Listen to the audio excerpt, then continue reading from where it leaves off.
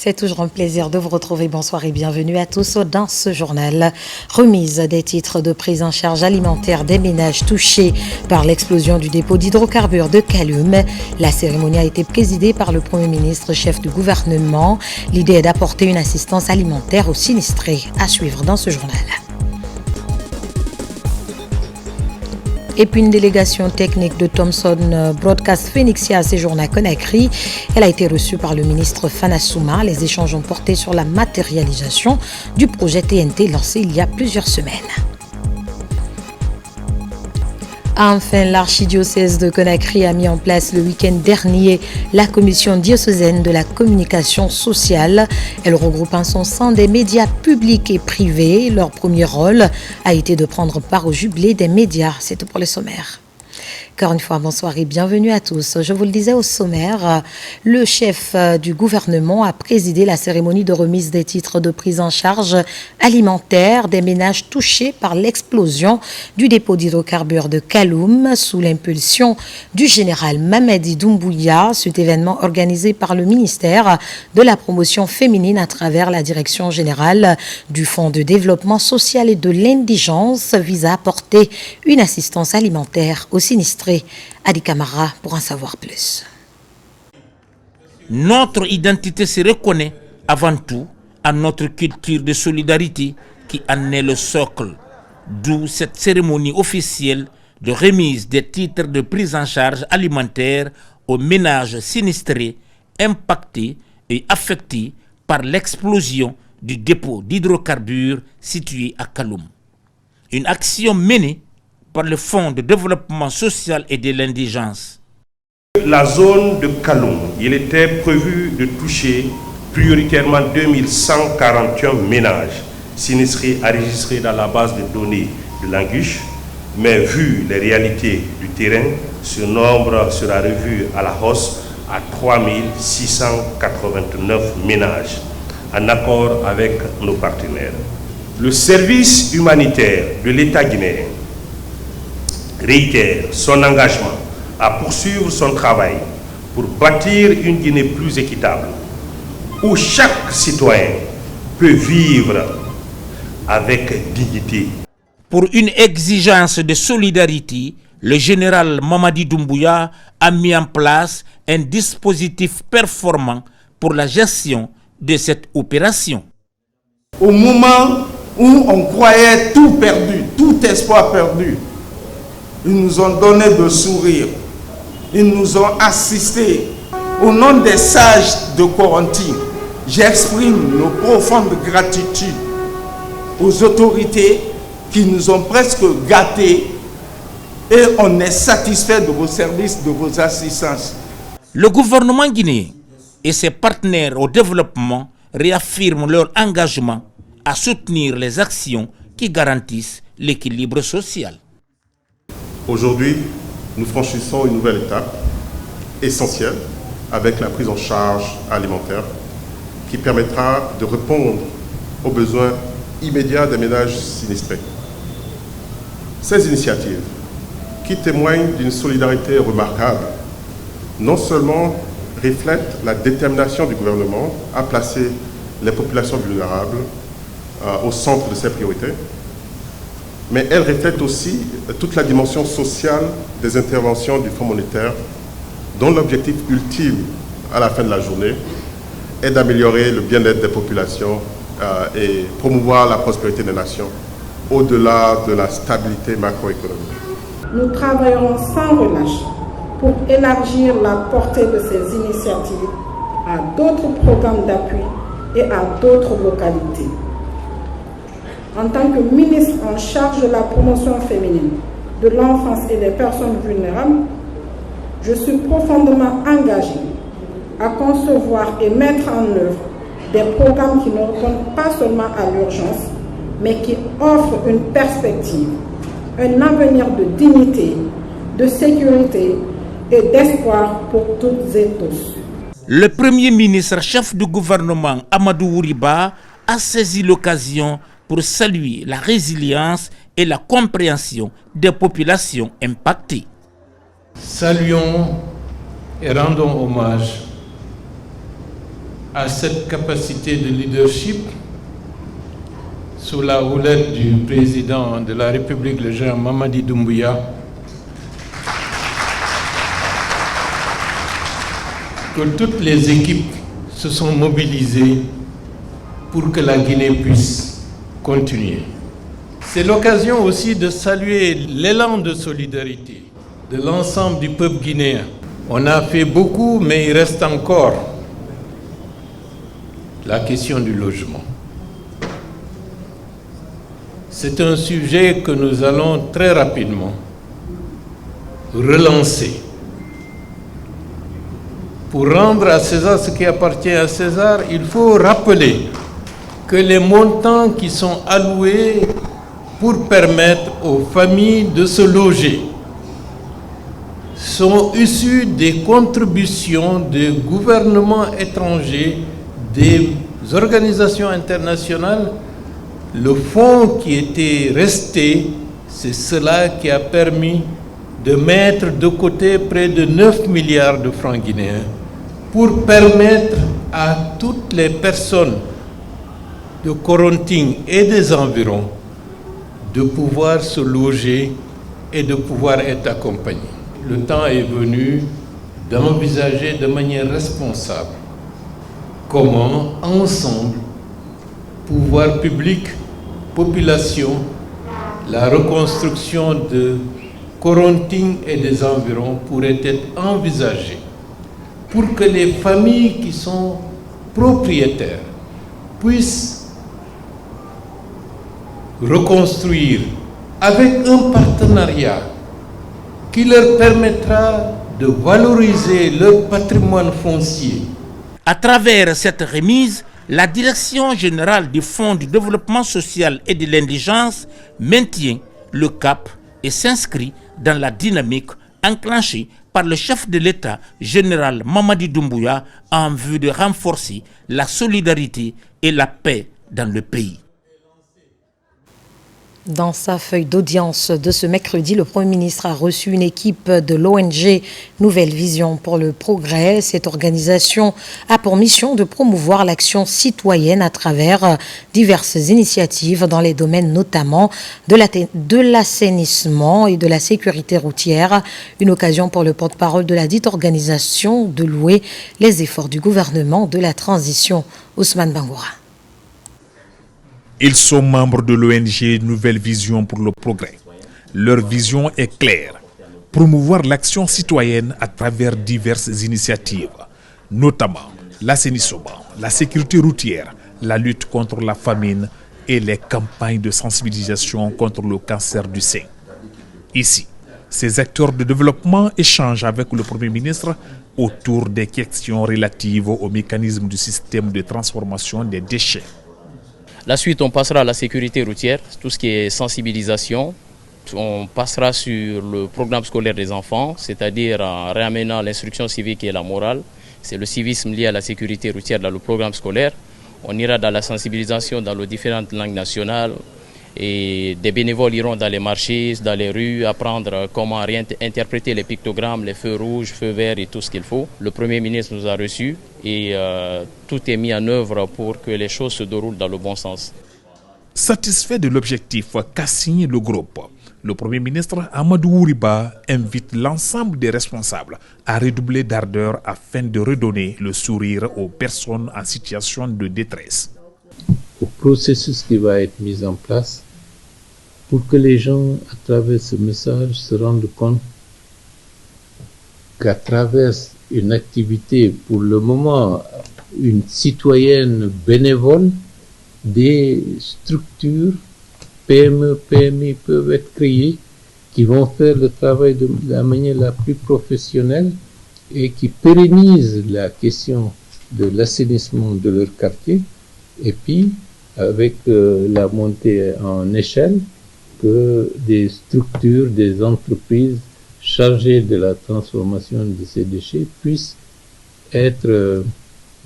s'installer et puis faire le travail. Il y a au niveau d'une certaine génération des jeunes cette ambition de voir notre capitale propre, agréable et qu'on puisse se comparer aux autres capitales du monde. Devant le Premier ministre, des engagements forts visant à créer un environnement propice ont été pris par les membres de l'organisation.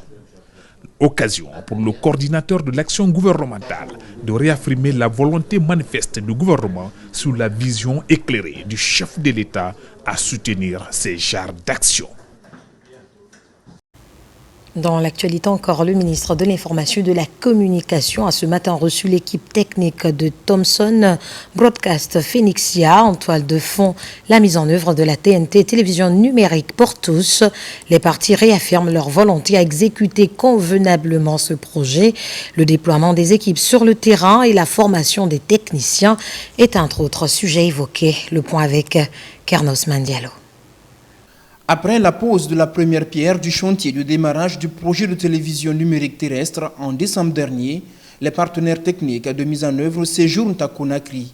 Aux experts français de Thomson Broadcast, le ministre de l'Information et de la Communication rappelle la nécessité de mettre les bouchées doubles pour accélérer le déploiement de la TNT à travers le pays et répondre à une des aspirations de la population en matière d'accès à l'information. Nous avons été reçus par Monsieur le ministre, donc nous avons apprécié cette entrevue.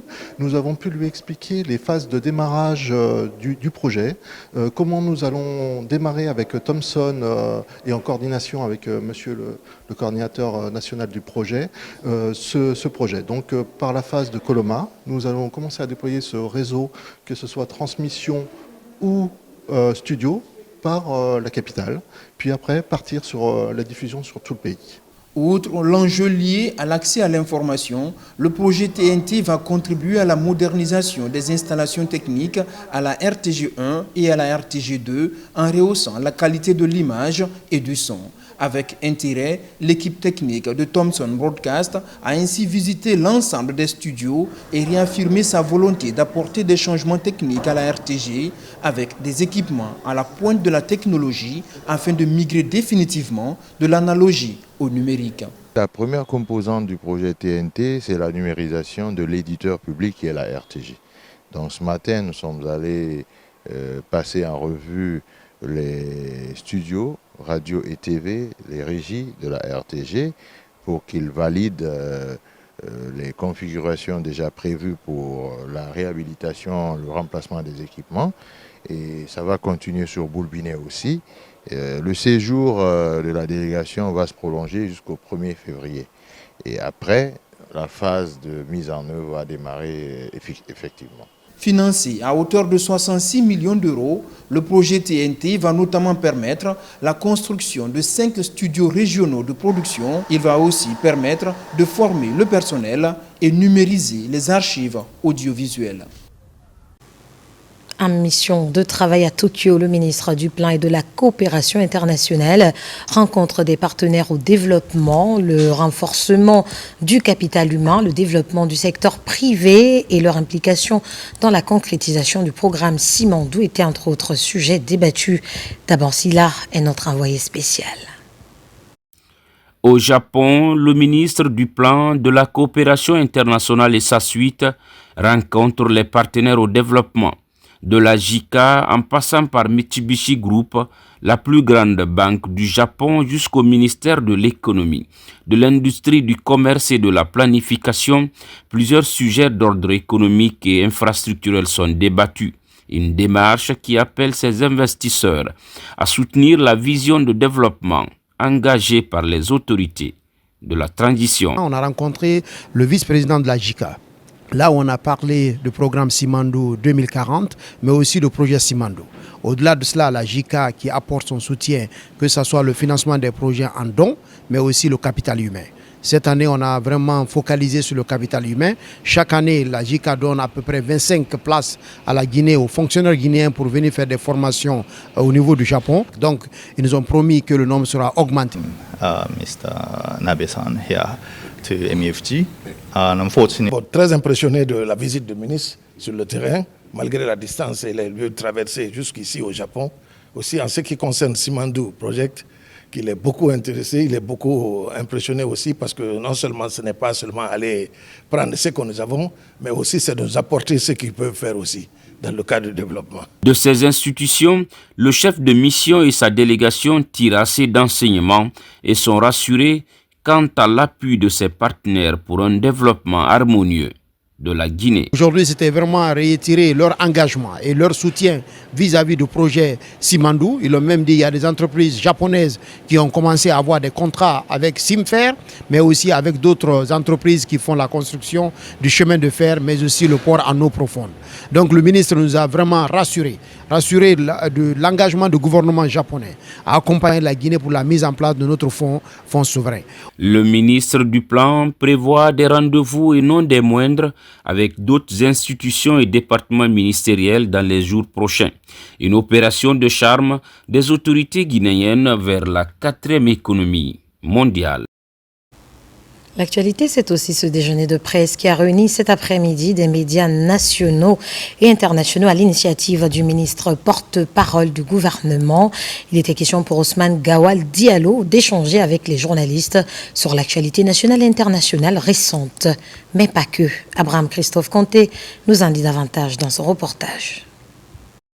Ce déjeuner de presse initié par le ministre Ousmane Gawal Diallo, porte-parole du gouvernement, devrait permettre aux hommes de médias d'avoir un aperçu général sur la gestion gouvernementale. Ces échanges ont aussi porté sur des actions de développement entreprises pour le bonheur des populations guinéennes. Nous voulons que chacun d'entre vous, dans un engagement fort, agisse avec professionnalisme, c'est-à-dire s'inscrit dans le cadre de la loi. Faire en sorte que la dignité des personnes et l'éthique professionnelle prévalent en toutes circonstances. C'est comme ça que nous construisons notre pays. C'est comme ça que nous pourrons faire une société plus apaisée. Cet exercice de transparence, nous le devons. La lutte contre la corruption aujourd'hui barre la plupart des unes de vos différents médias parce que le président de la République a décidé d'en faire une mission, celui de moraliser encore un peu plus la gestion des deniers publics. L'année 2025 sera placée sous le signe de l'action et de la concertation. Au cours de cette rencontre, plusieurs sujets d'intérêt public ont été abordés par le ministre Ousmane Gawal Diallo, notamment les relations entre la Guinée et la CEDEAO, l'organisation des futures élections au compte de cette année 2025. Quand les enquêteurs viennent, ils prennent des informations par-ci, par-là. La bonne pratique voudrait que quand ils ont fini leur rapport, le pré-rapport est envoyé à la personne enquêtée pour que s'il y a besoin d'éclaircissement, de complément d'information, de justification de telle ou telle incompréhension, qu'il le fasse. Et ensuite, il y a un rapport consolidé qui est fait, et remis au mandataire et rendu public. Mais là, nous avons eu le sentiment que c'est un brouillon qui a été diffusé, qui n'a pas été ni transmis au gouvernement, ni mis encore sous la signature du mandataire qui est les Nations Unies. Donc ça, c'est déjà un problème sur la forme. Après, sur le fond, il y a beaucoup de choses qui sont dites dans ce pré-rapport et qui ne sont pas du tout, qui ne prennent pas en compte plusieurs problématiques. La Guinée est un pays en construction.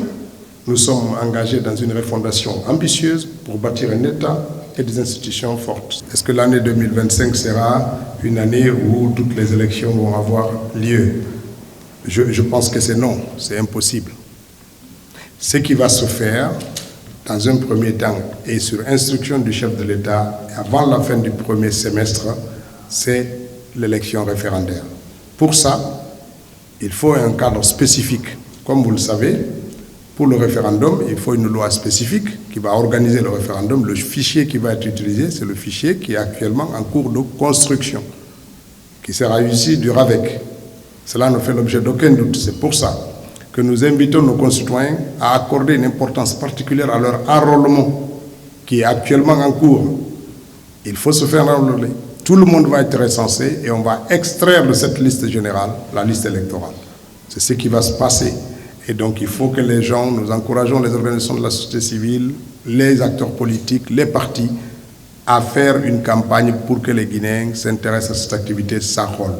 Ça va réduire les sources de tension demain. À travers ce déjeuner de presse, le ministre Ousmane Gawal Diallo, porte-parole du gouvernement, a exprimé la volonté du gouvernement à aller sur tous les fronts pour maintenir ces relations étroites entre la Guinée et les pays voisins, tout en renforçant les liens de coopération et d'amitié.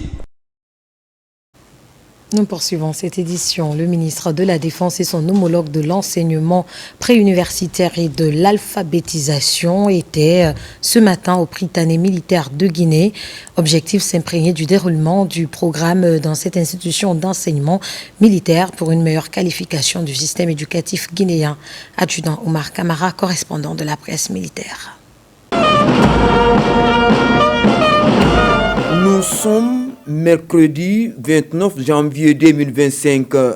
L'ambassadeur Aboubakar Sidiki Kamara, ministre de la Défense nationale, et Jean-Paul Sidi, ministre de l'enseignement préuniversitaire et de l'alphabétisation, sont à l'école préparatoire technique de Guinée, communément appelée Prytanée militaire. L'objectif de cette visite est de s'enquérir du fonctionnement de cette école d'excellence, mais aussi s'assurer des conditions d'apprentissage dans ce temple du savoir. C'est un incubateur qu'il y a ici pour amener l'enseignement à l'excellence. Donc voir ce qui se passe ici au sein de l'armée qui a une structure plus adaptée et plus solide pour parvenir à l'excellence, ça nous permet de voir qu'est-ce que nous pouvons dupliquer dans le monde civil. La discipline est là, la tenue est là, l'attitude est là. Tout le travail maintenant reviendra à mes collègues enseignants avec professionnalisme, avec pédagogie pour tirer vers le haut ces élèves. Avec un effectif de 133 élèves, dont 48 filles et 9 autres venus des pays amis, le Prytanée militaire est l'un des joyaux que le président de la République, chef de l'État, chef suprême des armées, le général Dary Mamadou Doumbouya, a bien voulu offrir à la Guinée. Aujourd'hui, l'institution accueille dans ses installations 3 promotions. Les 2 ministres ont aussi discuté du chantier de Tabili dans la préfecture de Koya, un site devant abriter dans un proche avenir le Prytanée militaire. Nous attendons que ce Prytanée se retrouve à l'école militaire de Tabili. Ça, c'est le rêve que nous avons. Là-bas, toutes les installations sont prévues pour que nous allions vers cette excellence-là et que nos services techniques à l'éducation prennent déjà les dispositions pour mettre à la disposition de l'école les meilleurs enseignants et les meilleurs encadreurs. Cette visite a été marquée par la remise du tableau d'honneur aux majors de 3 promotions, une manière de saluer leur mérite et d'inviter les autres apprenants à se surpasser. Pour renforcer davantage leurs capacités opérationnelles, le gouvernement offre des outils pédagogiques aux enseignants de cette école, un geste qui contribue à faire du Prytanée militaire une école d'excellence. Dans les jours à venir, les 2 ministres visiteront le site à Tabili, dans la préfecture de Koya. C'est par une visite guidée des installations de l'école que cette retrouvaille a pris fin ici, au Prytanée militaire. Dans le volet santé, l'humanité célébrera ce 30 janvier la journée mondiale de lutte contre les maladies tropicales négligées. En Guinée, des efforts sont consentis sur le terrain pour mettre fin à certaines pathologies. Le ministre de la Santé et de l'Hygiène publique a pour l'occasion fait une déclaration commentée par Kerno Maroufba. Suivez. Considérées comme un problème de santé publique, les maladies tropicales négligées sont depuis des années l'autre combat des autorités sanitaires et leurs partenaires de terrain. Selon les dernières estimations, ces maladies négligées touchent plus d'1 milliard de personnes à travers le monde et l'Afrique supporte jusqu'à 90% du fardeau total de ces pathologies. En Guinée, avec les efforts de terrain, certaines d'entre elles ont été déclassifiées par l'Organisation mondiale de la santé comme un problème de santé publique. Cette année, nous célébrons plus que la journée mondiale de lutte contre les maladies tropicales négligées, car la République de Guinée est déclarée par l'Organisation mondiale de la santé pays ayant éliminé la maladie du sommeil comme problème de santé publique. En effet, notre pays a atteint le seuil d'élimination fixé par l'OMS, à savoir moins d'1 cas pour 10 000 habitants. Cette 6e journée mondiale de lutte contre les maladies tropicales négligées est placée sous le thème « Unissons-nous, agissons, éliminons ». Pour l'élimination de ces maladies dans le pays, le ministère de la Santé et de l'Hygiène publique s'est doté des plans stratégiques nationaux de lutte contre les principales pathologies négligées en Guinée. À l'occasion de cette célébration majeure, je voudrais réaffirmer ici l'engagement et la détermination du gouvernement, à sa tête le Premier ministre chef du gouvernement, M. Amadou Riba, sous le leadership éclairé du président de la République, son Excellence général Mamadi Doumbouya, à intensifier les efforts en vue de l'élimination des maladies tropicales négligées dans notre pays. Avec la couverture sanitaire universelle, le gouvernement a adopté une approche globale des soins de santé en intégrant la lutte contre les maladies négligées. L'actualité, c'est aussi cette campagne nationale de planification familiale chez les filles et femmes à Boké. Certaines parmi elles viennent d'instituts de beauté et ateliers de couture, d'autres sont ménagères. Elles ont bénéficié d'une séance sur les méthodes contraceptives appropriées pour éviter des grossesses non désirées. L'initiative est portée par le ministère de la Santé avec l'appui des partenaires techniques et financiers. Younous Atawel Kamara. Au compte de cette deuxième phase de la campagne nationale d'offres gratuites des services de planification familiale, plus de 2000 femmes et filles sont concernées dans la région de Boké.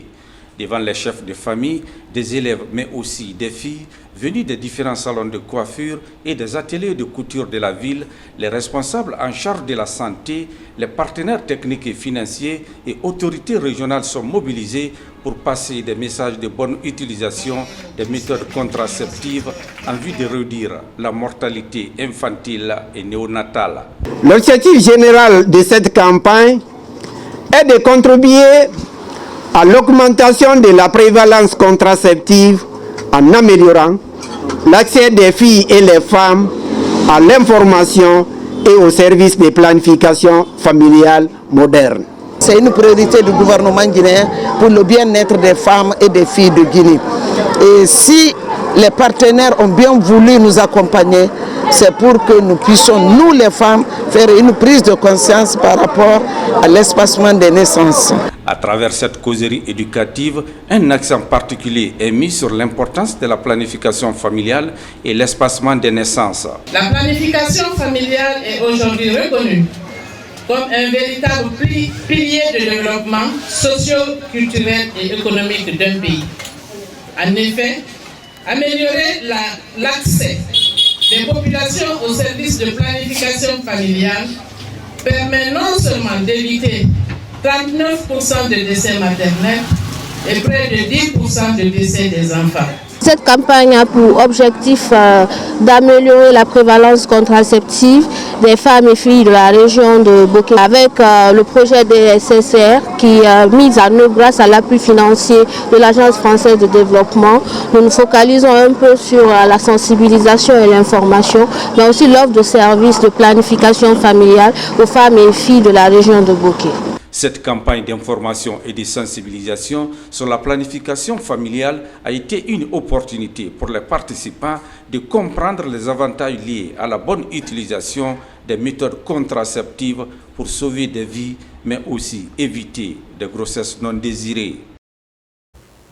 Dans le volet éducation à Kindia, le ministre de l'enseignement préuniversitaire et de l'alphabétisation a présidé la cérémonie de clôture de l'atelier sur les ressources éducatives libres. Cette rencontre permettra à la Guinée d'asseoir une politique efficiente de production, de diffusion et d'utilisation de ces ressources. Et ainsi là. Depuis quelque temps, le constat révèle que le système éducatif guinéen a de plus en plus besoin d'une remise à niveau. Le matériel didactique utilisé dans les écoles nécessite un travail de fourmi pour adapter réellement au niveau d'apprentissage des élèves. Avec la digitalisation aujourd'hui, il y a beaucoup d'opportunités, de sources pédagogiques.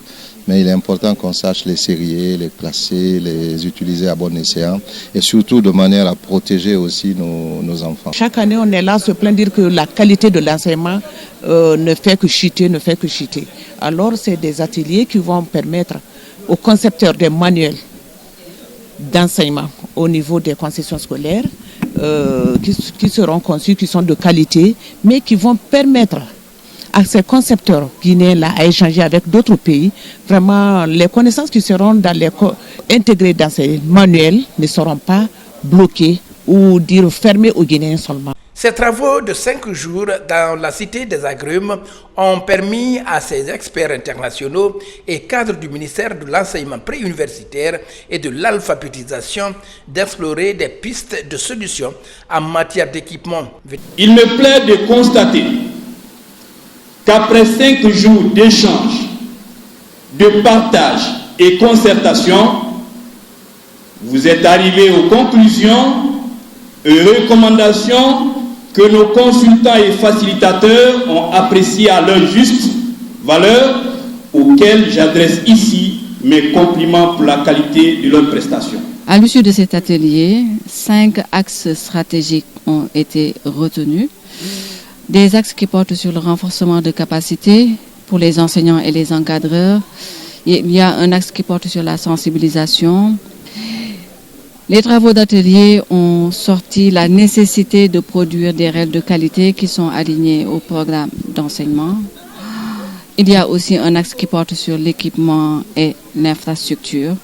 Et enfin, pour la mise en œuvre de la stratégie, il était nécessaire d'intégrer un axe qui porte sur le financement et la durabilité. À l'issue de cette rencontre, le Service national de la documentation et de la bibliothèque scolaire s'attelera désormais à la mise en forme, la confection et la vulgarisation de ces ressources éducatives libres pour le bonheur de l'école guinéenne.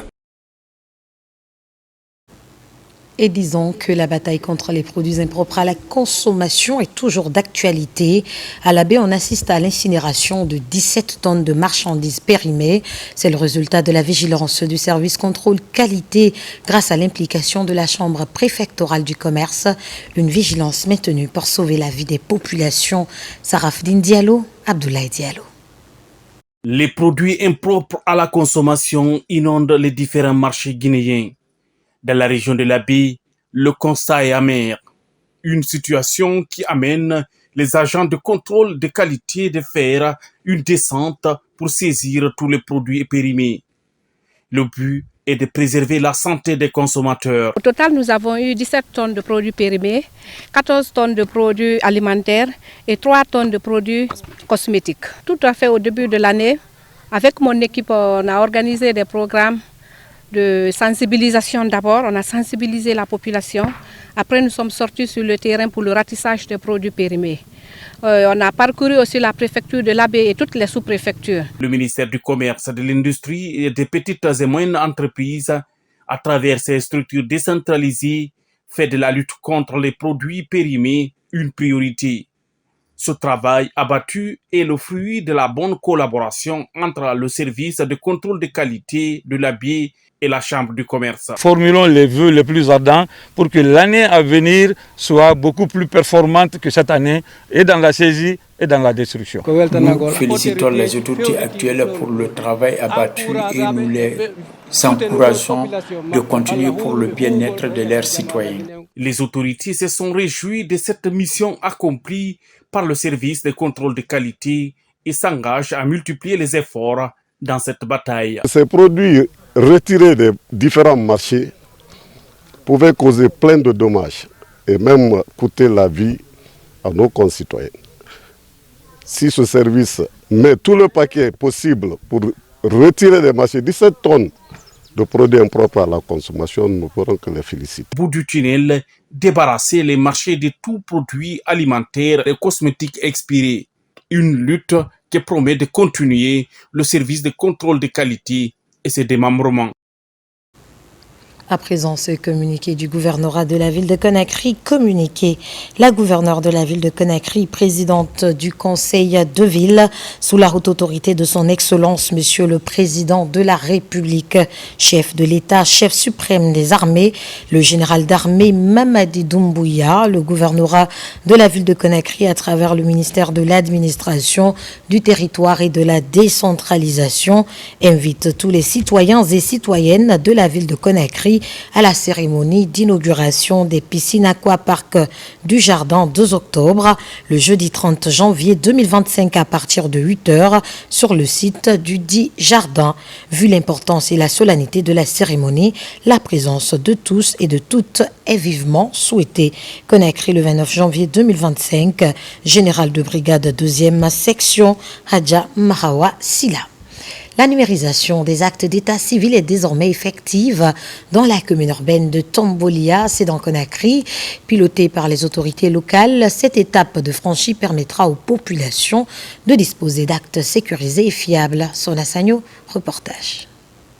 Désormais, les citoyens de la commune urbaine de Tombolia peuvent se procurer des actes numérisés et sécurisés dans leur commune. Cette procédure est rendue possible grâce à la vision du chef de l'État à travers le ministère de l'administration du territoire et de la décentralisation. Le but est d'élargir l'éventail de la délivrance des extraits de naissance à nos citoyens qui n'en ont pas, mais même s'ils en ont, ils en ont dans une forme juridiquement non acceptable. Ça permettra à chaque citoyen d'avoir un acte qui lui signifie qu'il existe, qu'il est un citoyen et qu'il a droit à obtenir une carte d'identité, un passeport.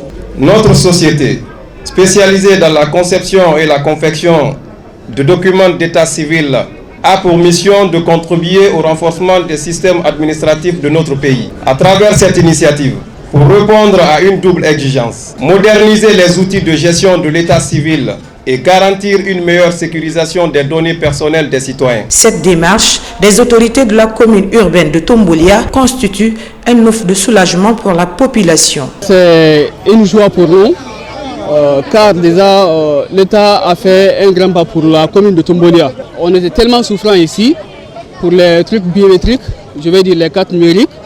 On était obligé de se déplacer. Cette opération a une importance politique pour notre nation. Elle permet d'offrir à chaque citoyen un acte sécurisé, fiable et exploitable. J'invite tous les acteurs impliqués dans ces opérations à plus de responsabilité à la tâche. Avec l'arrivée du CNRD, la Guinée a entrepris une transformation majeure dans son système d'état civil grâce à la collecte, le traitement et l'archivage des données relatives à l'état civil tout en utilisant des méthodes d'enregistrement adaptées aux dispositions légales en Guinée. Troisième grand titre de cette édition, l'archidiocèse de Conakry a mis en place le week-end dernier la commission diocésaine de la communication sociale. Elle regroupe en son sein des médias publics et privés. Leur premier rôle a été de prendre part au jubilé des médias. On en sait davantage avec Marie-Angélique Bangora. Ils sont journalistes, techniciens et communicateurs paroissiaux catholiques à continuer à œuvrer pour le service de la foi chrétienne. Ces hommes de médias sont désormais regroupés au sein de la commission de la communication sociale de l'archidiocèse de Conakry. À l'occasion de leur première activité, l'équipe a accompli le jubilé des médias. Au cours des assises, ces hommes de médias ont parcouru les étapes clés de ce jubilé de l'Espérance 2025. Ils ont également appris le contexte de ce jubilé pour d'éventuelles couvertures médiatiques. Le pape a établi sa célébration tous les 100 ans au début. Mais on a vu que ce n'était pas facile que quelqu'un voit le jubilé. Parce que si c'est célébré cette année, tous ceux qui vont naître l'année prochaine ne verront plus 100 ans. Et suivant l'évolution de l'Église et le progrès de la science, on est revenu à 50. Mais on a vu aussi que tous les 50 ans, c'est un peu difficile pour une génération. Il y a eu un consensus de le célébrer maintenant chaque 25 ans. Au moins qu'une génération puisse vivre cet événement une ou deux fois. Par cette initiative, l'Église catholique est engagée à accompagner les médias en vue de les inculquer des vertus évangéliques, des outils nécessaires qui les permettront à mieux comprendre la vision de l'Église catholique dans le traitement de l'information et le respect de la déontologie. Merci aux hommes de médias, le fait de se retrouver ensemble pour vivre ce temps fort que le pape nous propose cette année. Donc ce jubilé-là, une manière aussi de mettre nos pas sur les pas de ceux qui ont espéré changer le monde aussi à travers les écrits, à travers aussi les interviews qu'ils font aussi. C'est un moyen aussi de l'évangélisation. Les médias devraient donc jouer le rôle central d'apaisement. On doit être des artisans de paix. Au-delà du rôle d'information que l'on doit donner chaque jour, on doit se préoccuper d'abord du bien-être de la population. Ces rencontres ont permis à ces hommes de médias de renforcer leur catéchèse afin de participer pleinement au développement de l'Église catholique. Déjà des canaux de communication telles que la Radio Voix de la Paix, la Voix de l'Évangile catholique et l'Union catholique africaine de la presse, l'UCAP, sont opérationnels pour promouvoir l'évangélisation en Guinée. Pour clôturer ces 3 jours de formation, une messe d'action de grâce est organisée ici, dans la paroisse Saint-Étienne de Yimbaya. Pour finir, dans la savane guinéenne, Sigri précisément, la paix et la cohésion sociale sont prônées. Loin d'un simple slogan, le Saint-Coran est mis à contribution. Il est lu à plusieurs reprises. Des prières sont formulées pour le vivre ensemble. Nabi Kamara. À Bilikan Faranwalia, l'ambiance était à la fête religieuse. Cette localité, située à 40 km de la commune urbaine de Sigri, a abrité une grande cérémonie de lecture et de prière pour la paix, la concorde et l'unité nationale en Guinée. Une initiative de l'érudit de Sigri, le khalife général des Tidjanes de Guinée, Elhadj Siaka Kamara, en collaboration avec son association Salam Din. Des milliers de personnes ont fait le déplacement pour honorer de leur présence cette rencontre consacrée à la vie des Guinéens, avec à la clé l'esprit de vivre ensemble dans la fraternité. La Guinée, 4 régions naturelles. Il y a forestiers qui sont ici, il y a Malinké, il y a Peul, il y a Soussou. Nous tous, on se regroupe aujourd'hui pour faire une prière spéciale pour la paix, cohésion sociale, pour que la Guinée avance. Nos religieux ont lu plusieurs fois le Coran et imploré la grâce divine afin que triomphe à jamais l'unité nationale en Guinée. Elhadj Siaka Kamara Faranwalia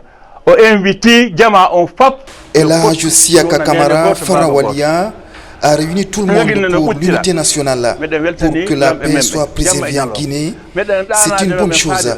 Le racisme et la division n'ont pas de place dans notre société. Le khalife général des Tidjanes de Guinée, à travers son association Salam Din, n'est pas à sa première expérience. Il organise régulièrement ces genres de cérémonies en guise de contribution à la sauvegarde de la paix et de l'unité nationale dans notre pays, la Guinée. Présentation des activités semestrielles des bénéficiaires du projet Fonds pour les filles d'abord. Cette rencontre de 3 jours a mobilisé l'ensemble des acteurs impliqués dans la lutte contre le mariage précoce. La suite avec Alpha Isiagaba. Des jeunes filles et femmes face aux défis du moment, la lutte contre le mariage précoce. Après quelques mois d'intenses activités sur le terrain, les acteurs se retrouvent pour présenter le processus de lutte contre le mariage des mineurs dans le pays. Après 6 mois d'intervention, il est important pour nous de réunir tous nos partenaires, avoir une idée générale sur les activités qui ont été mises en œuvre dans leurs communautés respectives, mais identifier aussi des défis, partager nos expériences et renforcer leurs capacités. À cette rencontre, toutes les antennes régionales du club des jeunes filles leaders de Guinée sont représentées. Chacune a présenté le niveau d'évolution de sa structure dans la lutte contre ce phénomène et proposé des solutions pour mieux intensifier le combat. Nous avons eu à faire des causeries éducatives dans 2 quartiers sélectionnés qui sont Salandouyeb et Safatou 2. Nous avons fait ces causeries éducatives avec les plus jeunes, les nouvelles mariées, les jeunes garçons, et également avec les plus âgés, les personnes sensibles, disons mentalement, parce qu'il faut peser ce que tu dois leur dire, les vieilles personnes, les autorités, même certaines autorités religieuses. En tant que participante, je suis très heureuse parce que, vu les activités qu'on réalise dans la communauté, vu la charge qu'on a dans les communautés, vraiment participer à cette activité est une grande chance pour moi. Girl Fest Fund pilote le projet, un projet qui vient ainsi soutenir les pouvoirs publics et les communautés dans l'éradication du mariage précoce en Guinée. Voilà qui met fin à ce journal. Remercie à tous de nous avoir suivis. L'actualité se poursuit sur la RTG Guinée, terre de richesse, d'opportunités et d'innovation. Bonsoir.